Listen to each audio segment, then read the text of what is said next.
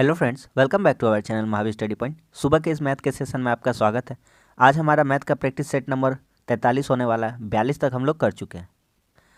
लगभग आप समझ लीजिए 43वां सेट चल रहा है। 40 अगर भी हम लोग कर लिए हैं, रोज़ 20 क्वेश्चन करके होता है, तो समझ लीजिए आपका 800 क्वेश्चन लगभग तैयार हो गया है। और अभी जैसा जीडी का एग्ज़ाम चल रहा है, अगर आप शुरू से इस क्लास को ले रहे होते तभी लगभग आपका 800 क्वेश्चन हो जाता है। और ऐसा नहीं होता, आपको हम यकीन के साथ कह सकते हैं कि आपको 20 क्वेश्चन में से 15 प्लस क्वेश्चन इसी क्लास से इसी टाइप के मिल जाते। मैं ये नहीं कहता कि पूरा सब मेरा ही क्वेश्चन मिल जाता, लेकिन इसी टाइप का इसी पैटर्न का क्वेश्चन पूछा जाता। इससे बाहर 15 क्वेश्चन तो इससे मिल ही जाता, मिनिमम का बात हम कर रहे हैं। तो आपसे यही कहेंगे कि इस क्लास को जरूर अटेंड कीजिए। अभी जिसका भी एग्ज़ाम बाकी है जीडी वाला, जरूर इसको लिया कीजिए। आपको वाकई में मैथ्स में बहुत ज़्यादा फ़ायदा होगा। और इसके अलावा शाम को 5:30 बजे रीजनिंग का सेशन होता है। बहुत से लोग उससे जुड़ते हैं, उनके लिए उनको धन्यवाद कहता हूँ जो इतना प्यार देते हैं रीजनिंग के सेशन को। तो मैथ के सेशन में भी आप जुड़ा कीजिए, ठीक है। तो चलिए आज का सेट हम लोग शुरू करते हैं। कह रहा है ए बी सी एक काम को 42 दिन, 84 दिन और 28 दिन में कर सकता है। ए ने काम शुरू किया 3 दिन बाद, बी उसके साथ जुड़ गया। काम शुरू होने के 5 दिन बाद सी जुड़ गया। तो ए ने कितने दिन काम किया बताना है। A B C 42, 84, 88। पहले लिखते हैं कौन कौन कितना दिन काम कर रहा है। ए है, बी है और सी है। ए कितने दिनों में काम खत्म कर रहा है? 42 दिन में। बी 84 दिन में। और सी कितना दिन में? सी 28 दिन में, 28। इन तीनों का हम लौसा ले लेते हैं। लौसा कितना आ जाएगा? 84 लौसा आ जाएगा। 42 से 2 बार में, 84 से 1 बार में, 28 दिया 84। इतना दूर आपको समझ में आ गया होगा। ए ने काम शुरू किया 3 दिन बाद बी उसके साथ जुड़ा। अब ध्यान से समझते जाइए बात को, कहानी आगे बढ़ाते जाएंगे। ए काम शुरू किया 3 दिन बाद, यानी ए बेचारा 3 दिन तक अकेले काम किया होगा, ठीक है। 3 दिन तक। ए का इफिशियंसी कितना? ए का इफिशियंसी है 2। कितना है? 2। तो 3 दूना 2, यानी 6 काम कर दिया। कितना काम कर दिया? 6। तो अब काम कितना बच गया? Remaining work. अब रिमेनिंग वर्क कितना बचा? तो अब काम बचा है 6 काम हो चुका है 84 में। तो अब काम बचा है 78। कितना काम बचा है? 78। क्या इतना दूर समझ में आया? समझ में आया। आगे, यदि काम शुरू होने के 5 दिन बाद, इस वर्ड को अच्छे से नोट करना है और इसको समझना है कि ये क्या कह रहा था।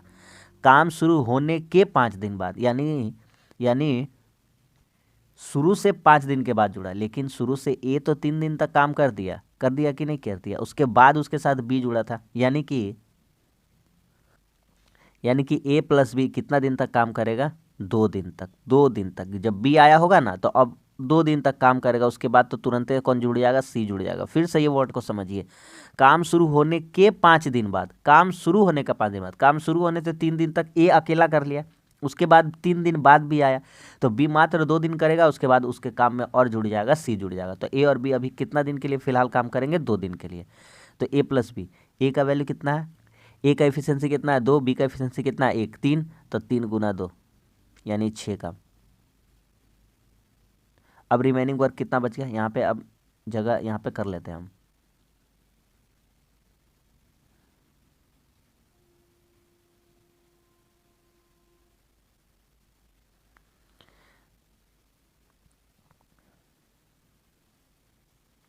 रिमेनिंग वर्क कितना हो जाएगा? शेष काम 78 काम था और 6 काम हो चुका है। तो 78 में 6 गया, 72 काम, यानी 72। ये हो गया रिमेनिंग वर्क। अब क्या कहता है हमसे? अब कह रहा है सी उनके साथ जुड़ गया। काम पूरा होने तक ए कितने दिन काम करेगा? अब देखिए काम कितना बचा है? 72 काम बचा है। कितना काम बचा है? 72। अब सब मिल के करेगा ए बी सी। ए का एफिशिएंसी कितना है? 2। बी का एफिशिएंसी कितना है? 1। और सी का एफिशिएंसी कितना है? 3। तो 72 नीचे कितना आ जा रहा है? 6। 2 1 3 3 6। 72 को 6 को 72 से भागा करेंगे, कितना हो जाएगा? 12 दिन। इतना दूर तक आपको समझ में आया? तो कह रहा है काम पूरा होने तक ए ने कितने दिन काम किया। अब ध्यान से देखिए कुल दिन कितना लगा। कुल दिन, कुल दिन। यहाँ देखिए पहले ए अकेला बेचारा कितना दिन काम किया? 3 दिन। उसके बाद ए बी कितना दिन काम किया? 2 दिन। हम उसको हाईलाइट करते हैं, जो जो बात है हम उसको हाईलाइट करते हैं, ठीक है।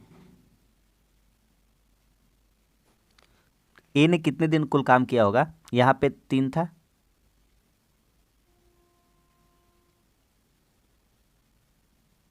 यहाँ पे 2 दिन काम किया और यहाँ पे कितना दिन काम किया, यहाँ पे 12 दिन काम किया।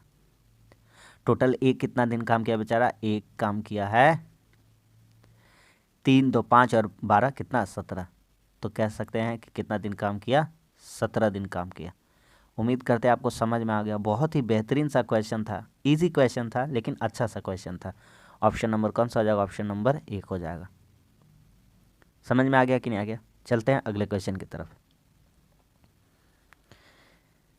अगला क्वेश्चन हमारा कहता है किसी राशि में 8 वर्षों में साधारण ब्याज दर पर 100% की वृद्धि होती है। ध्यान से समझिएगा क्या कहते हैं। आप रेगुलर मेरे क्लास में जुड़े हैं तो आपको ये सब चीज़ हमको बताने का कोई ज़रूरत नहीं पड़ने वाला होगा।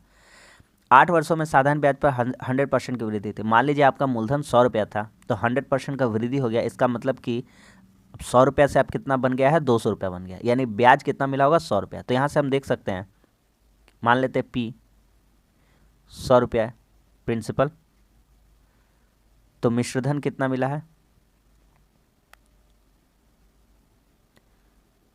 मिश्रधन कितना हो गया, तो मिश्रधन हो गया 200। कितना हो गया, 200। 100% का वृद्धि हो गया, 100 में 100 बढ़ गया। तो सिंपल इंटरेस्ट कितना मिला है, 100 रुपया। और क्या दिया हुआ है, समय दिया हुआ है, टाइम कितना दिया हुआ है, 8 साल। अब हमको यहाँ से आर निकाल लेंगे। क्या निकाल लेंगे, आर। तो आर का फॉर्मूला हमको आता ही है, आर बराबर 100 गुना ब्याज, 100 गुना ब्याज बटा मूलधन गुना टाइम। ठीक है।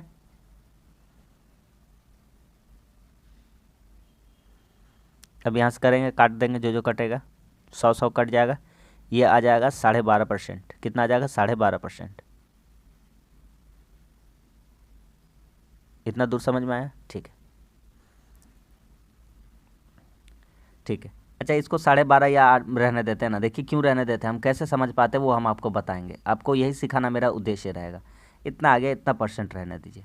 कह रहा है, अब आगे क्वेश्चन कह रहा है 2 वर्षों बाद 8,000 रुपये का चक्रवृद्धि ब्याज कितना होगा। चक्रवृद्धि ब्याज का है 2 वर्षों के बाद, तो निकाल देते हैं, कोई प्रॉब्लम नहीं होने वाला है। कह रहा है 2 वर्षों के बाद, तो बनाते हैं अब सवाल को। 8,000 रुपये मांगा है, कितना साल का, 2 साल का।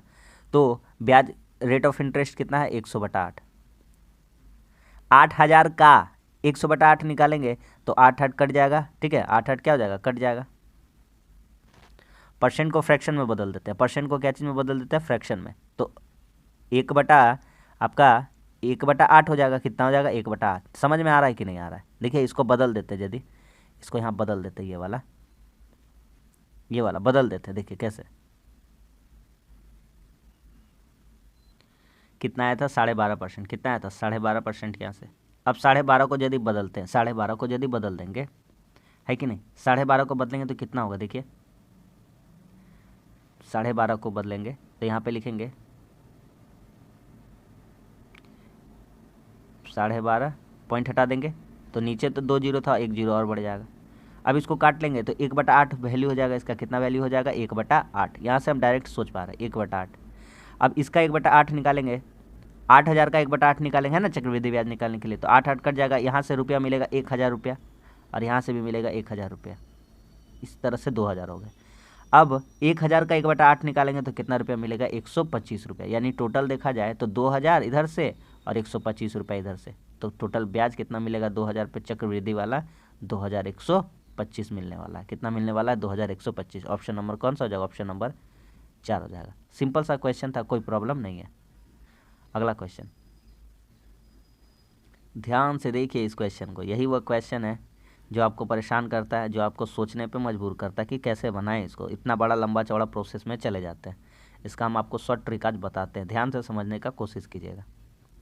ठीक है, देखिए कह रहा है 10, 16, 22 और 32 में प्रत्येक में x का मान निश्चित जोड़ा जाता है। इस क्रम से प्राप्त संख्याएं समानुपाती हो जाती है।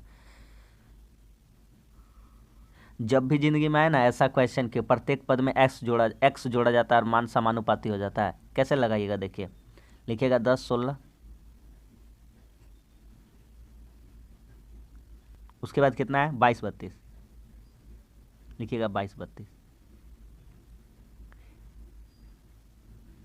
दोनों को पहले आप रेशियो में बदल दीजिए। तो 2 पचे 10, 2 अट्ठे 16, कट जाएगा ये, ठीक है। 2 11 22, 2 16 32। इतना दूर समझ में आ गया। अब एक काम करिए, क्या बताते हैं। अब एक काम करिए, इन दोनों का अंतर लीजिए। इन दोनों का डिफरेंस कितना का हो जाएगा? 3 का। इन दोनों का डिफरेंस कितना का हो जाएगा? 5 का। इस 5 को इस पहले वाला से गुना कीजिए। 5 पचे कितना हो जाएगा? 25। लिख देते हैं, लिख के बना देते हैं। 5 गुना 5 करिएगा, अंतर निकालिएगा, 3 गुना 11 कीजिएगा। इससे इसका पहला वाला और इससे इसका पहले वाला, अब बट्टा दोनों का अंतर निकालिएगा। 5 और 3 का अंतर आपका कितना आ रहा है? एक 5 पचे 25, 11 33, 8/2। माइनस का झमेला नहीं सोचना है। 5 में 3 घटेगा 2, कितना आ जाएगा? 4। 4 आ गया। कितना आ गया? 4। संख्या हो गया 4। अब पता चल गया कि सब में प्रत्येक पद में कितना जोड़ना चाहिए था? 4 जोड़ना चाहिए था। कितना जोड़ना चाहिए था? 4। तो बोला x+1, तो x+1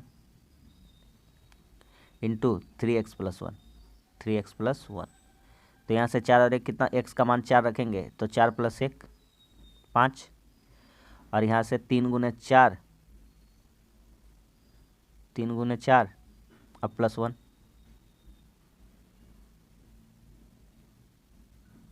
3 चौके 12 और 1 13।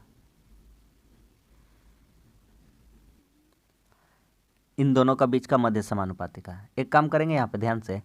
अच्छा, इसको हम काटे थे ना, 2 से काटे थे। 2 पचे 10, 2 अट्ठे 16, फिर इसको भी 2 से काटे थे। तो मेरा जितना संख्या आया, मेरा संख्या कितना आया था? 4। तो यहाँ पे एक काम करिए, 4 आया मेरा संख्या, तो 4 नहीं होना चाहिए, 2 से सबको काट दिए थे ना, और आसान कर लिए थे। तो यहाँ पे हो जाएगा 4 दूना 8। मेरा संख्या कितना हो जाएगा? 4 दूना 8। संख्या कितना हो जाएगा? 8। पहली बात, यहाँ पे x का मान कितना आ जाएगा? 8। क्यों 8 आएगा? समझिए ध्यान से, क्योंकि यहाँ पे हम सबको काट लिए थे, 2-2 से करके काट दिए थे। 2-2 से करके क्या किए थे? काट दिए थे, ठीक है। तो 2-2 से करके इसको हम लोग काट दिए थे। तो यहाँ पे आ गया 8। अब क्या रहा है हमारा? x+1 और 3x+1 का मध्य समानुपाती ज्ञात करना है। तो अगला पेज का हम लोग यूज कर लेते हैं। x+1 मान लेते हैं मध्य समानुपाती a, तो यहाँ भी आ जाएगा a, यहाँ 3x+1। कैसे होगा बताते हैं। अगर हम आपसे कहेंगे, आप रेगुलर जुड़े हैं तो आपको पता हो रहा है, 12-40 का मध्य समानुपाती अगर आपसे कहा जाएगा तो लिखिएगा 12/a। तो जब भी मध्य समानुपाती a मान लेंगे तो मान लेंगे इनका बीच में कितना है? मान लेंगे इनका बीच में है a, तो 12/a बराबर a/40। ऐसे तरह से हमको लिखना पड़ता है मध्य समानुपाती। इसका क्वेश्चन हम पहले करा चुके हैं। अगर आप जुड़े होंगे क्लास में तो आपको जरूर ये बातें समझ में आ रही होंगी। तो उसी तरह से हमारा यह कर लेंगे। तो 4 था, 8 था, सॉरी 8 था, 8 और 1 कितना हो जाएगा? 9। 9 बटा कितना हो जाएगा? a बराबर a 3x+1 था ये। तो ये कितना? 8 × 24 और 1 कितना हो जाएगा? 25। तो यहाँ से देख पा रहे a², तो 25 9 कितना हो जाएगा? 225, और a का वैल्यू कितना आ जाएगा? 15। कितना का स्क्वायर होता है? 15 का। बस खत्म। तो उम्मीद करते हैं आपको समझ में आ गया होगा। तो अब यहाँ पे हम चाहे तो डायरेक्ट भी लिख देते हैं, तो आपको समझ में आ जाएगा बात। देखिए, अगर लिख देंगे कि 8 और 1 कितना हो जाएगा? 9। अनुपात कितना मान लेंगे? a। फिर यहाँ पे a होना चाहिए, यहाँ पे होना चाहिए 25। तो यहाँ से देख पाइएगा कि a² बराबर 225। तो a का वैल्यू कितना हो जाएगा? 15। हम समझा दिए पीछे, यहाँ पे हम डायरेक्ट कर दिए, आपको समझ में आ जाना चाहिए। ऑप्शन नंबर 4 खत्म। 12 9 16 12, मतलब इसमें क्या करना, क्या है सब क्वेश्चन में? कौन सा सही अनुपात को दिखाता है वो हमको बताना है। आप देखिए इसमें सही अनुपात कौन सा है। तो 12 9 लिखा हुआ है, बराबर 16 12।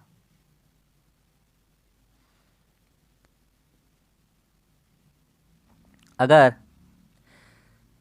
3 चौके 12 कर दे और 3 तिया 9 काट दे तो इतना हो जाएगा। इधर काटेंगे 4 चौके 16 और इधर काट देंगे 4 तिया 12। सही है, ये तो सही है। आगे देखने का क्या ज़रूरत है, क्या है, कौन सा सही अनुपात है? पहले ही ऑप्शन में मिल गया और हमको चेक करने का कोई ज़रूरत भी नहीं है। ऑप्शन नंबर कौन सा हो जाएगा? ऑप्शन नंबर 1 हो जाएगा, यही सही अनुपात है। इधर भी 3/4 आ रहा है, यानी 4:3 आ रहा है, उधर भी 4:3 आ रहा है। आप किसी को भी चेक करके देख लीजिए, कोई भी बराबर नहीं आएगा। समझ में आ गया कि नहीं आ गया? अगला, ए की आय बी की आय से 40% अधिक है। यहाँ पे है ए, यहाँ पे है बी। ए की आय बी की आय से 40% अधिक है। ए की आय बी की आय से, तो बी मान लेते हैं 100 है, तो ए कितना हो जाएगा? 40% अधिक, यानी 140। इतना बड़ा झोलझाल नहीं करना है। 20 सत्ते 20 बचे, 7:5 का बात हो रहा है। ठीक है, कह रहा है तो बी की आय ए से कितने परसेंट कम है? बी कितना रुपया कम है ए से? आंख से साफ साफ दिख रहा है 2 रुपया कम है। किससे कम है? ए की आय से, तो बटा 7 इंटू कितना हो जाएगा? 100। तो कितना कम है? 200/7% कम है। कितना परसेंट कम है? 200/7%। समझ में आ गया कि नहीं आ गया? खत्म। Option number 4। अगला, सिंप्लीफिकेशन करना है, इसको करिए।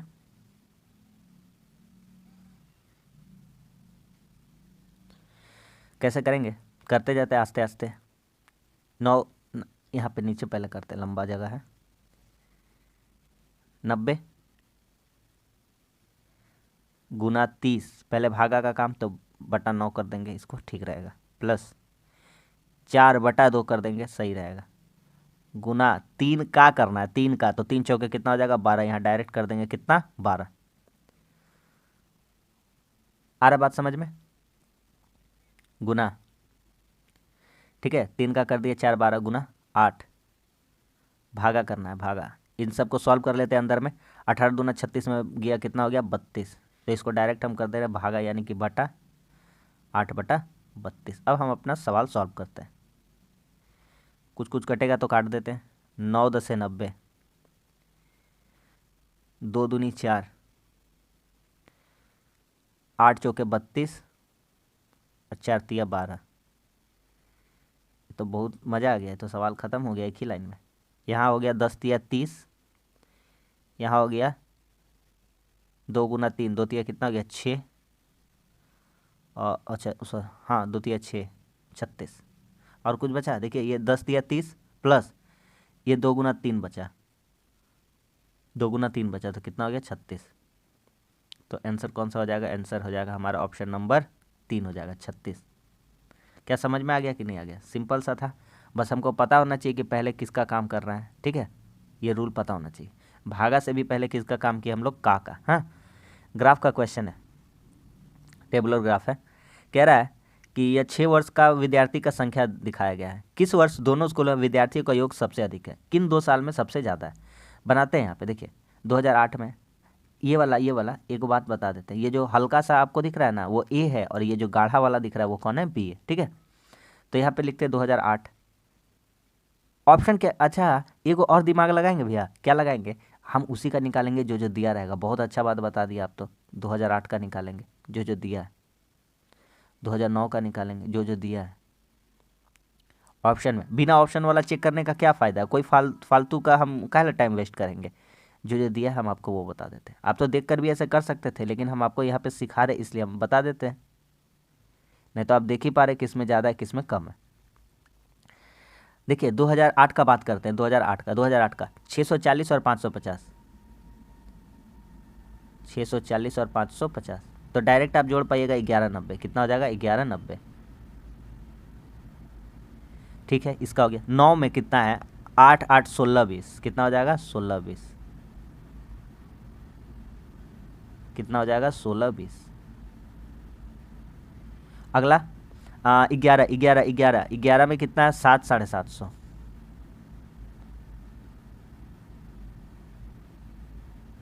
1450। आगे कितना होगा? कितना? 2012 का, 2012 का 9 5, यानी 900 और 500 1400। क्या आंसर मिल गया कि नहीं मिल गया? मिल गया। जो नहीं था उसको तो देखना ही नहीं था। तो भैया कह रहा है विद्यार्थियों का योग सबसे अधिक है। विद्यार्थियों का योग सबसे अधिक है, सबसे अधिक है। तो अधिक किस में दिख रहा है आपको? देखिए किस में दिख रहा है? ये वाला ऑप्शन नंबर 1, 2009 में हमको क्या दिख रहा है? सबसे अधिक दिख रहा है। उम्मीद करते हैं आपको समझ में आ गया। बहुत ही बेहतरीन सा और इजी सा क्वेश्चन था। अगला उसी टाइप का क्वेश्चन है, इसको भी बना लेते हैं। कह रहा है वर्ष ए में, स्कूल ए में वर्ष 2018-12-13 में विद्यार्थियों की कुल संख्या। तो स्कूल ए, ये वाला स्कूल ए है, हम बता दिए हैं, हल्का वाला, और ये गाढ़ा वाला जो है स्कूल क्या है, बी है। ठीक है, तो स्कूल ए 2018-12-13, 18-12-13 18, बताइए 18 का बोल दिया, गलत बोलता है बात, ये सब बात गलत कर रहा है। 18 नहीं होगा यहाँ पे, कितना होगा, 8 होगा। कितना होगा, 8, 2008 जीरो है। ठीक है, 2008 का, 2008-12-13। अब करते हैं 2008 में ए 2008 में ए 640, 640। 2012 में कितना, 900। 2013 में कितना, 750।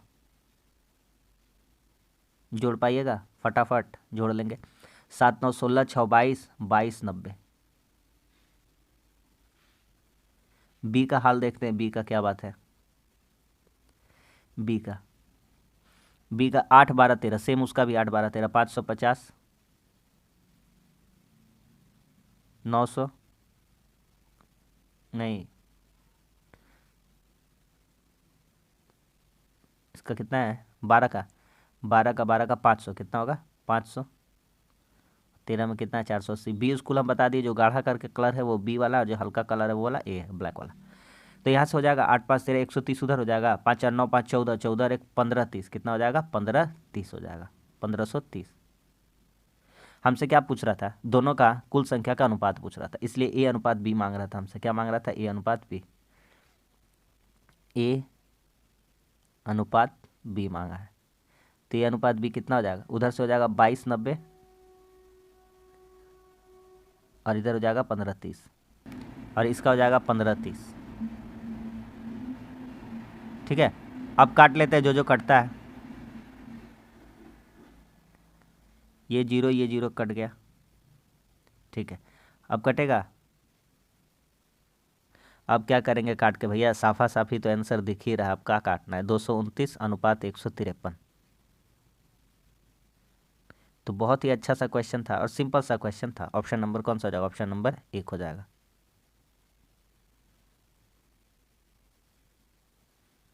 समझ में आ गया कि नहीं आ गया, समझ में आ गया। अगला बहुत ही बेहतरीन सा क्वेश्चन है ये, करते हैं इसको। Sign square 32 plus sine square 58। एक बात समझिए यहाँ पे ध्यान से, यहाँ पे समझिए ध्यान से।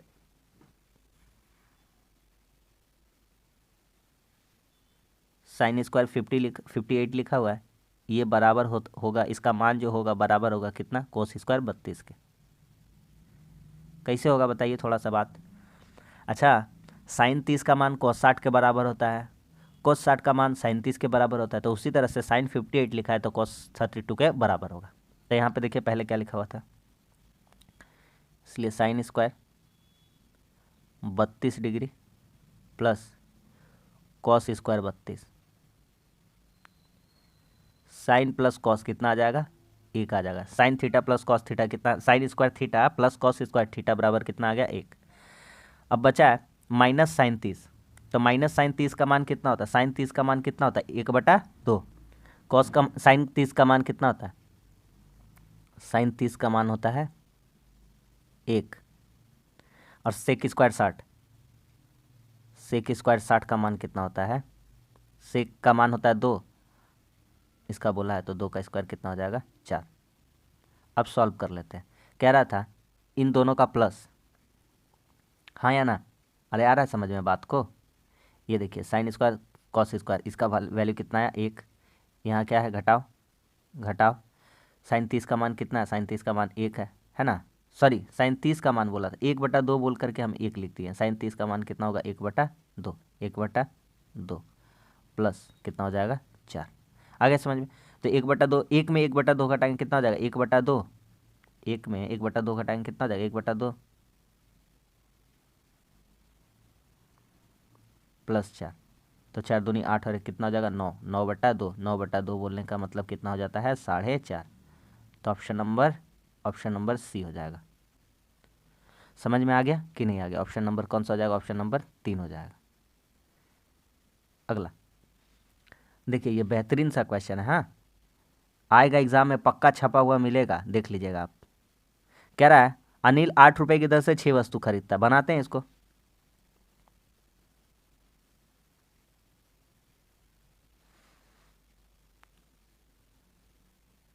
8 रुपए की दर से 6 वस्तुएं खरीदता है। यहाँ लिखते हैं कॉस्ट प्राइस, खरीदता है। यहाँ लिखेंगे सेलिंग प्राइस, बेचता है। 6 वस्तु का दाम कितना रुपया है? 8 रुपया है। तो एक वस्तु का दाम कितना हो जाएगा? तो एक वस्तु का दाम हो जाएगा 8/6। ठीक है, सेलिंग प्राइस में आता है। 12 रुपये में 10 की दर बेचता है, यानी 10 को का दाम कितना है? 12 रुपया। तो एक वस्तु का दाम कितना होगा? तो 12/10। अब एक काम करेंगे, 6 और 10 का कोई हम एलसीएम ले लेंगे, जिससे हमारा काम आसान हो जाए। तो मान लेते हैं एलसीएम कितना है? 30। तो इसको 30 से भी गुना, इसको भी 30 से गुना। कराए हैं, इससे पहले भी कराए। सेट का नाम ही है प्रैक्टिस सेट। तो ऐसा क्वेश्चन पिछला भी कराए, आज फिर लेके आए प्रैक्टिस कराने के लिए। 6 और 10 का नीचे वाला का लॉसा ले लीजिए, तो कितना हो जाएगा? 30 हो जाएगा। तो यहाँ से काटिएगा, तो 6×5 30 हो जाएगा, और 8×5 कितना हो जाएगा? यहाँ से 40। यहाँ से काटिएगा, 10×3 30, 12×3 कितना हो जाएगा? 36। भैया 40 रुपये में खरीदा, 40 रुपये में क्या किया? खरीदा है। कॉस्ट प्राइस, सेलिंग प्राइस 36, तो लॉस हो गया। कितना क्या हो गया? लॉस। तो लॉस का परसेंटेज कितना हो जाएगा? तो कितना लॉस हुआ है? 4% का लॉस हुआ है। कितना पे? कॉस्ट प्राइस यानी 40 पे इंटू 100। सीधा सीधी देख रहे हैं, 20 दूना 40, 20×5 100, और 2 दूना 4 यानी 5 दूनी 10%। कितना परसेंट हो जाएगा? लॉस 10% का लॉस हो रहा है। ऑप्शन नंबर 1 हो जाएगा। ठीक है, अगला देखिए, पढ़िए अगला क्वेश्चन क्या कहता है। कहता है किसी वस्तु की 12 प्रतियों को 1800 रुपये में बेचने से 3 प्रतियों के लागत मूल्य के बराबर लाभ हुआ। पुस्तक की एक प्रति का लागत मूल्य बताएं। 12 को बेचा, तो 12 को प्रतियों को 18 में बेचने पर 3 प्रतियों का लाभ बराबर हुआ है। अच्छा एक बात बताइए, 12 को 18 में बेचा तब 3 को का लाभ प्राप्त हुआ, यानी कि 15 का वैल्यू। तो एक बात हम देखिए, यहाँ ध्यान से कह सकते हैं, यहाँ पे देखिएगा कॉस्ट प्राइस मान लेते हैं 12x। प्रॉफिट कितना का हो रहा है? 3 को का हो रहा है। प्रॉफिट कितना का हो रहा है? 3 का हो रहा है। प्रॉफिट कितना का हो रहा है? 3x का। ये देखिए 12 प्रति था, यहाँ 3 को का लागत मूल्य के बराबर क्या हुआ है? लाभ हुआ है। ठीक है, तो यहाँ से सेलिंग प्राइस निकाल सकते हैं। सेलिंग प्राइस का फॉर्मूला क्या हो जाएगा? कॉस्ट प्राइस इंटू प्रॉफिट, है ना। तो कितना हो जाएगा? 12x + 3x यानी 15x, यानी कि 15x। x मान लिए, नहीं भी मानते तो ऐसे ही बना देते हैं, कोई दिक्कत नहीं है। 15x, हर तरीका आपको सिखा दे रहे हैं। 15x हो गया, लेकिन बेचा कितना में? 1800। तो यही जो सेलिंग प्राइस है 15x का वैल्यू, ये किसके बराबर है? 1800 के बराबर है। काट देंगे, यहाँ से 15 को काट देंगे, कितना बार में? 15 12 180। x का वैल्यू कितना आ जाएगा? 120। बस सवाल खत्म। कह रहा एक प्रति का मूल्य, तो एक प्रति का मूल्य x माने है, x कितना आ गया? 120। खत्म हो गया सवाल, 120 रुपया। समझ में आ गया कि नहीं आ गया? अगला देखिए, त्रिभुज ABC में B70 C60 ABC के छोटे कोणों के आंतरिक समद्विभाजक बिंदु O पर मिलते हैं। डायग्राम बनाते हैं पहले, तब समझाते हैं क्या क्या बात है।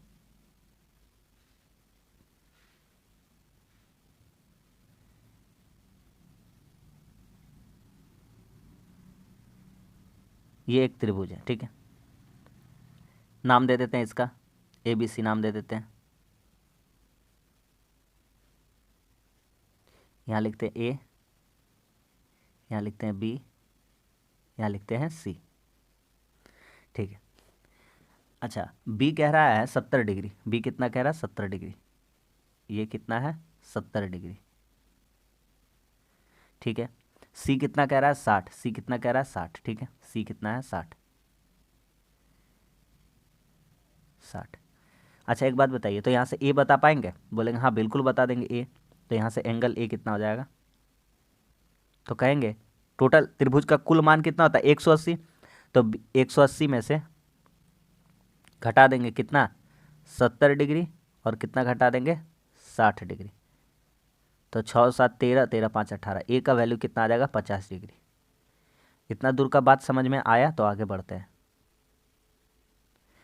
अब कह रहा है सबसे छोटे कौन, अब तो अरे भैया सबसे छोटा कौन कौन है दिख रहा है आपको आँख से? बोले हाँ दिख रहा है। ये हो गया 50, तो बड़का तो निकल गया 70, यानी छोटा दो को मिला 60 और 50। कौन कौन मिला है? 60 और 50। इनका अंतः कोण का समद्विभाजक, इनका अंतः कोण कौन मिल रहा है, कौन पता चल रहा है? अंतः कोण कौन है इसका समद्विभाजक? ये वाला अंतः कोण है, बताते हैं। ये वाला अंतः कोण का समद्विभाजक।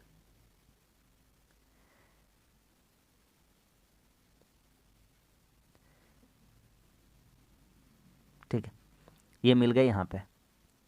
इसका नाम क्या दिया है? ओ। इसका क्या नाम दे दिया गया है? ओ। इसका नाम क्या है? ओ। अब क्या कहता है? कह रहा है ओ पर बना कितना डिग्री का कोण होगा। हमको वही वाला एंगल निकालना है, ओ वाला, ये वाला निकालना है। कोई दिक्कत नहीं है, हम निकाल देंगे, आराम से निकाल देंगे। अब देखिएगा ध्यान से, अब जो जो लिखेंगे देखिएगा। कोण ए, देखिए कोण ए जो पहले था दो भागों में बट गया, ये बीच से गुजर गया, ये बीच से गुजर गया, तो ए को दो भागों में काट दिया। एक ठो इधर कट गया, एक ठो इधर कट गया। ये वाला, ये वाला, ये वाला और ये वाला कट गया कि नहीं कट गया? तो एंगल ए अब कितना हो जा रहा है यहाँ से? ओ ए सी। एंगल ए नहीं लिखते, लिखते हैं ओ ए सी। एंगल ओ ए सी ये कितना हो जाएगा? तो ये पूरा 50 था, तो ये कितना हो जाएगा? 25 हो जाएगा। फिर लिखते एंगल ओ सी ए, ये कितना हो जाएगा? तो ये पूरा 60 था, तो कितना हो जाएगा? 30 हो जाएगा। तो इसलिए हमको निकालना है ए ओ सी। क्या निकालना है? ए ओ सी। तो ए ओ सी हमारा निकालना है, ए ओ सी, एंगल ए ओ सी। तो निकाल दीजिए। तीनों छोटा त्रिभुज को देखिएगा, छोटा 180 होता है, पूरा टोटल मान कितना होता है त्रिभुज का? 180। एगो उसमें हो चुका है 25 और एगो उसमें हो चुका है 30। तो 25 और 30 कितना होता है? 55, और 180 में घटा देंगे कितना आ जाएगा? 125। इस क्वेश्चन का शॉर्ट मेथड भी था, लेकिन हम वो आगे जब कराएंगे तब कराएंगे। आज हम आपको पहले इसका कंसेप्ट सिखा दिए। तो 125, तो ओ पर कितना कोण बना है? तो ओ पर बना है 125 डिग्री का। क्या चीज़ें समझ में आ गया कि नहीं आ गया? कितना खूबसूरत सा और शानदार सा और अच्छा सा क्वेश्चन था, जिसको हम लोग बना लिए। अगला, समान लंबाई वाली दो रेलगाड़ी समानांतर पटरियों पर एक ही दिशा में 46 और 36 की गति से चल रही है। उनमें तेज गति वाली गाड़ी धीमी को 36 सेकंड में पार कर दी। प्रत्येक रेलगाड़ी की लंबाई बतानी है। देखिए,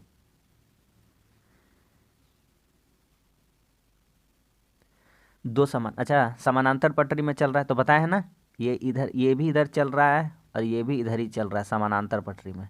तो रिलेटिव स्पीड क्या हो जाएगा? माइनस हो जाएगा। इतना बात आपको समझ में आना चाहिए। तो रिलेटिव स्पीड निकालते सबसे पहले। रिलेटिव स्पीड, रिलेटिव स्पीड, तो रिलेटिव स्पीड कितना हो जाएगा? तो 46 में 36 घटा देंगे, तो रिलेटिव स्पीड कितना हो जाएगा? माइनस। जब भी कोई दो वस्तु, दो रेलगाड़ी, दो आदमी एक ही दिशा में चले, दो ट्रक, दो बस, दो कार, दो जीप एक ही दिशा में चले, तो रिलेटिव स्पीड दोनों का स्पीड क्या कर देंगे? माइनस। तो 10 किलोमीटर पर आवर क्या आ जाएगा? हमारा रिलेटिव स्पीड आ जाएगा। 36 सेकंड में पार करता है, यानी 10 किलोमीटर का वेग से 36 किलोमीटर। तो ये बड़ा वाला है, किलोमीटर पर आवर है, तो इसको छोटा में बनाने के लिए कितना? 5/18 से गुना। अगर आप टाइम, स्पीड एंड डिस्टेंस नहीं पढ़े हैं तो जाइए हमारे चैनल पर, मैथ का प्लेलिस्ट बना, वहाँ आपको मिल जाएगा। और रेगुलर क्लास में आप जुड़िए, आपको सच में कह रहे हैं फ़ायदा होगा, और आप क्वेश्चन देख पा रहे लेवल।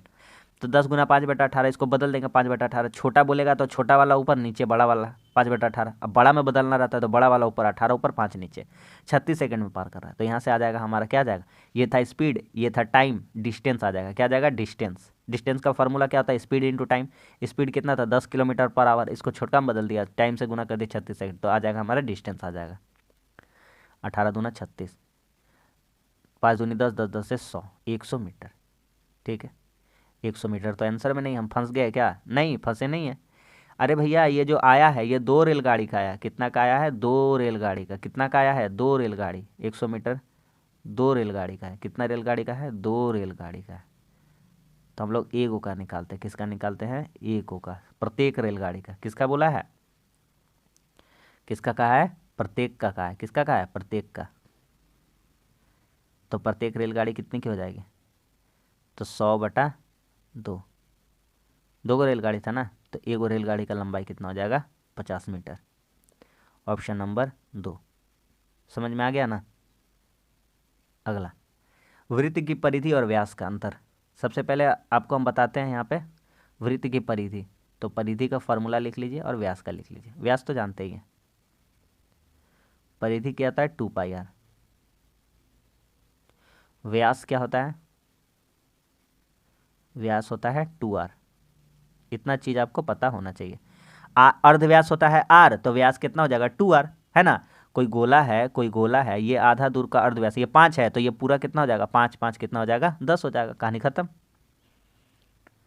आगे समझ में हो गया। इन दोनों का अंतर दिया है, तो इन दोनों का अंतर दिया है तो निकाल लेते हैं। तो यहाँ से देखेंगे 2πr माइनस 2r बराबर 150। कुछ कुछ कॉमन निकलता है तो निकाल देते हैं। 2r कॉमन निकल जाएगा तो बचेगा क्या, पाई। पाई का वैल्यू कितना 22/7। अब पूरा पूरी r निकल गया तो कितना बचा, 1 बराबर कितना हो गया 150। 7 7 दूनी 7 एकम 7, यहाँ पे 2r इंटू 22 में 7 घटेगा कितना हो जाएगा 15/7 बराबर कितना है 150। अब काट पीट देंगे इसको, 15 से काट देंगे 10 बार में तो r का वैल्यू कितना आ जाएगा, इसको भी काट देंगे 2 पचे तो r का वैल्यू कितना आ जाएगा 7 पचे 35। तो कह रहा है उस वृत्त की त्रिज्या कितनी है, त्रिज्या r निकालना था तो 35 मीटर। कितना है 35 मीटर। ऑप्शन नंबर 2 एग्जाम में छपेगा भाई साहब, लिख के ले लीजिए, ये क्वेश्चन छपेगा। एक अर्धवृत्ताकार वाला लेके आया है।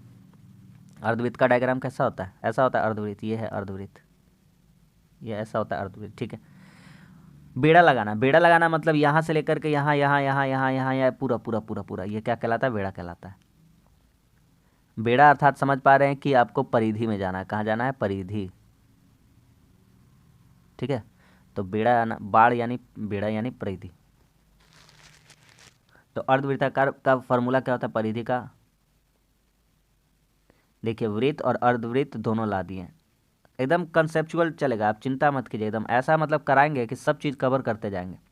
अर्धवृत्ताकार का फॉर्मूला था πr + 2r। क्या होता है πr + 2r। तो अब यहाँ से यहाँ पे काम करते हैं हम लोग अपना, तो यहाँ से कॉमन निकालेंगे, r कॉमन आ जाएगा तो बचेगा पाई इंटू पाई + 2, पाई का वैल्यू 22/7 + 2 बराबर 288। तो r गुना 7 दूनी 14, 22 में जोड़ देंगे कितना हो जाएगा 36/7 बराबर 288। कटेगा 6 × 8 = 48, 3 × 8 = 24, 4 × 28। आर का वैल्यू आ गया 56। क्या कह रहा है निकालने को, निकालने को कह रहा है पार्क का क्षेत्रफल। तो इसलिए अर्धवृत्ताकार पार है, पार्क पार्क कैसा है अर्धवृत्ताकार। तो वृत्त का फॉर्मूला होता है πr², और अर्धवृत्ताकार है, अर्धवृत्ताकार है तो इसको बटा कितना कर देंगे 2, आधा आधा वृत्त है, पूरा वृत्त का फॉर्मूला कितना πr², आधा है तो बटा 2 कर देंगे, सिंपल सा बात है। तो यहाँ पे πr² का फॉर्मूला बैठाएंगे, पाई का वैल्यू कितना 22/7, r², r कितना है, r है 56, तो 56 गुना 56 डिवाइडेड बाई कितना रखेंगे 2 रखेंगे, 7 दूना 14, 14 × 56 काट देंगे डायरेक्ट, 22 × 88 गुना 56।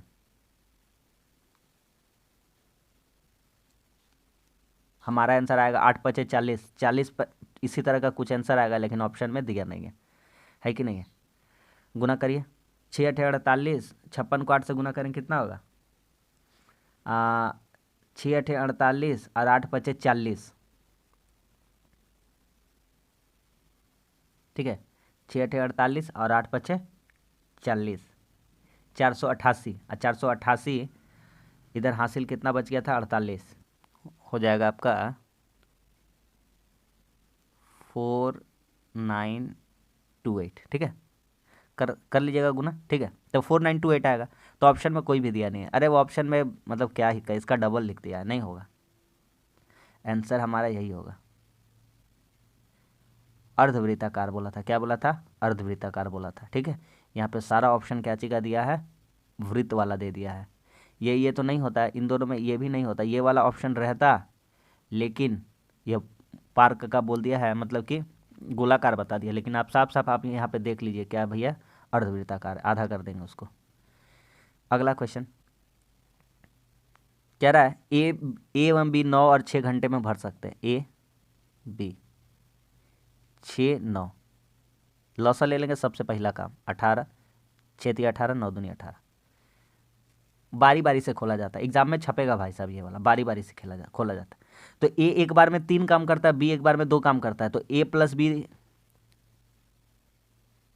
1 घंटा में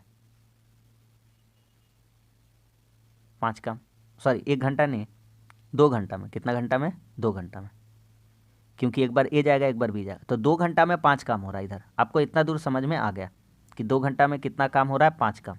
तो हमको काम कितना करा 18, तो 18 का 5 पहुँचते हैं, तो अपना मन से इसमें पहुँचने के लिए 3 से गुना कर लीजिए, क्योंकि 5 चौके 20 हो जाता, ज़्यादा हो जाता, तो 5 तिया 15। ठीक है, इधर हो जाएगा 2 तिया 6, मतलब कि 6 घंटा में 15 काम हुआ। अब देखिए पहले ए गया फिर बी गया, फिर ए गया फिर बी गया, फिर ए गया फिर बी गया, 1 घंटा 2 घंटा 3 घंटा 4 घंटा 5 घंटा 6 घंटा, 6 घंटा काम हो गया। अब पारी किसका था, ए का, तो ए जाएगा, तो ए एक घंटा और काम करेगा, तो ये काम कितना कर देगा 3, इफिशियंसी कितना उसका 3, तो 15 3 कितना काम हो जाएगा 18, तो 6 और 1 कितना घंटा 7 घंटा। सवाल ख़त्म। आप डेली जुड़िए, आपको सारा बात समझ में आएगा। और टाइम एंड वर्क नहीं पढ़े हैं तो आप चैनल पर जाइए, 3 तरह का पार्ट हम अपलोड कर दिए हैं, आपको समझ में आ जाएगा। ए स्क्वायर प्लस 1/a² बराबर 98। इसको क्या करेंगे, सबसे पहले फॉर्मूला तोड़ लेंगे। ए क्यूब प्लस 1/a³ का मान पूछा है, तो सबसे पहले उसको निकालते हैं। तो a प्लस 1/a का होल स्क्वायर हो जाएगा -2ab बराबर 98। ए तो कट जाएगा, ये उधर जाकर जुड़ जाएगा, ए कट जाएगा ना भैया,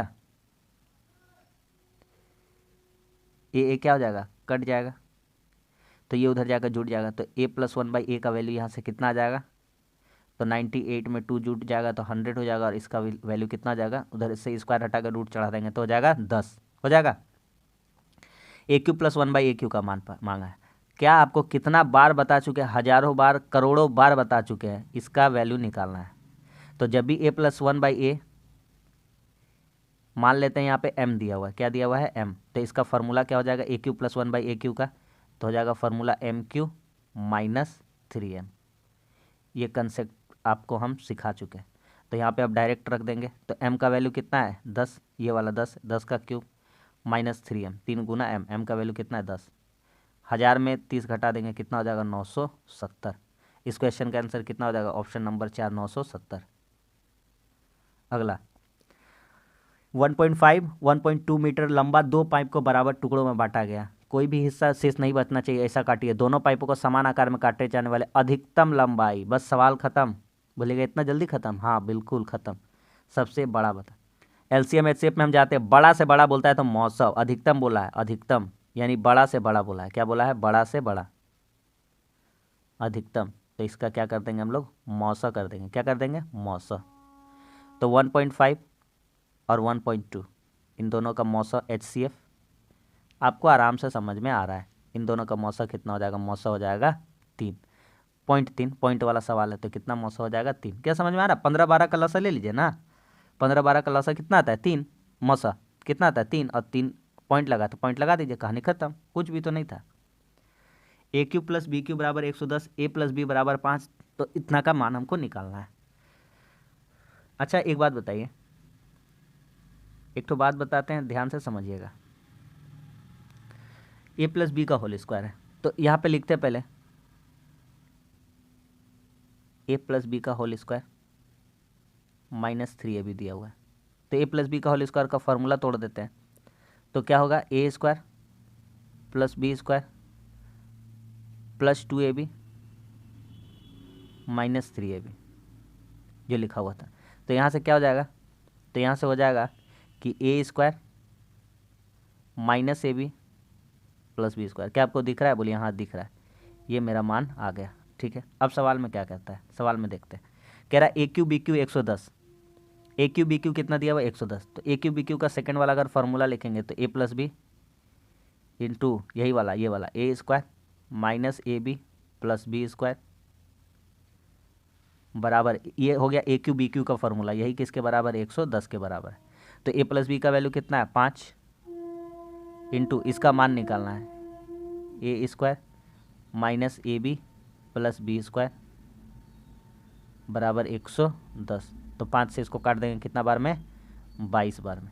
तो इसका वैल्यू आ गया हमारा A square minus A B plus B square, इसका वैल्यू कितना आ जाएगा 22। सवाल खत्म हो गया। ऑप्शन नंबर कौन सा हो जाएगा, ऑप्शन नंबर 4। उम्मीद करते हैं आपको समझ में आ रहा है। एक नाव धारा के अनुकूल 32 किलोमीटर 4 घंटे में जाती है। बोट एंड स्ट्रीम पढ़ा दी, अगर आप नहीं पढ़े तो यूट्यूब में जाइए, मेरा प्लेलिस्ट बना हुआ मैथ का, वहाँ पर आपको मिल जाएगा, आप देख लीजिए जा करके।